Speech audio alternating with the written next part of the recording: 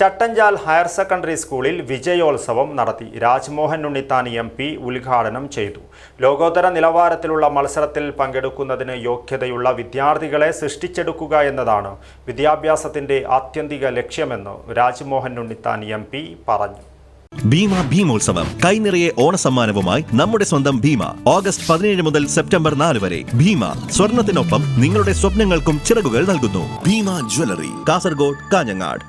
Chattanchal higher secondary സ്കൂളിൽ സംഘടിപ്പിച്ച വിജയോത്സവം ശ്രദ്ധേയമായി.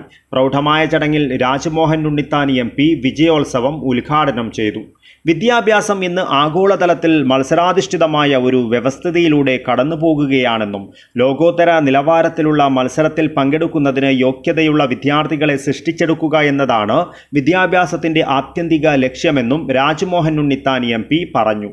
വിദ്യാഭ്യാസം ക്ലാസ് മുറികളിലോ പുസ്തകങ്ങളിലോ ഒതുങ്ങാതെ പ്രകൃതിയിൽ നിന്നും സമൂഹത്തിൽ നിന്നും ജീവിത വിജയത്തിന് നല്ല കാര്യങ്ങൾ പകർത്തുന്നതിന് കുട്ടികൾക്ക് കഴിയണം. ആധുനിക സാങ്കേതിക വിദ്യ അനുദിനം മുന്നേറുന്ന കാലത്ത് നല്ലത് മാത്രം സ്വീകരിച്ച് മുന്നോട്ടു പോകുവാൻ കുട്ടികൾക്ക് കഴിയണം. കുട്ടികളുടെ കഴിവുകൾ കണ്ടെത്തി പ്രോത്സാഹിപ്പിക്കുന്നതിന് അധ്യാപകർക്കും രക്ഷിതാക്കൾക്കും കഴിയണമെന്നും അദ്ദേഹം കൂട്ടിച്ചേർത്തു. അമേരിക്കൻ പ്രസിഡന്റായിരുന്ന എബ്രഹാം ലിങ്കൺ മകന്റെ അധ്യാപകന് അയച്ച കത്തിലെ വാക്കുകൾ ഉദ്ധരിച്ചായിരുന്നു MP സംസാരിച്ചത്. മത്സരാധിഷ്ഠിതമായ ഒരു വ്യവസ്ഥിതിയിലൂടെ കടന്നു പോവുകയാണ്.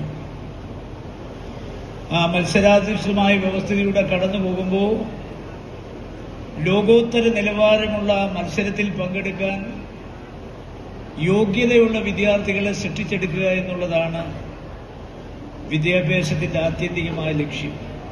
PTA president K. Muhammad Iqbal അധ്യക്ഷത വഹിച്ചു. School manager TK Muhammad Muneer, panchayat സ്ഥിരം സമിതി അധ്യക്ഷൻ Shamsuddin Thekkil, principal MJ Tomy, PTA vice president PK Vinod Kumar, പ്രഥമ അധ്യാപകൻ PV മനോജ് കുമാർ തുടങ്ങിയവർ സംസാരിച്ചു. പരീക്ഷയിൽ A+ നേടിയ 128 കുട്ടികളെയും +2 പരീക്ഷയിൽ A+ നേടിയ 57 കുട്ടികളെയും MP ഉപഹാരം നൽകി അനുമോദിച്ചു. ചെണ്ടമേളത്തിന്റെ അകമ്പടിയോടെയാണ് കുട്ടികളെയും MP യെയും വേദിയിലേക്ക് ആനയിച്ചത്. News bureau, Kasaragod.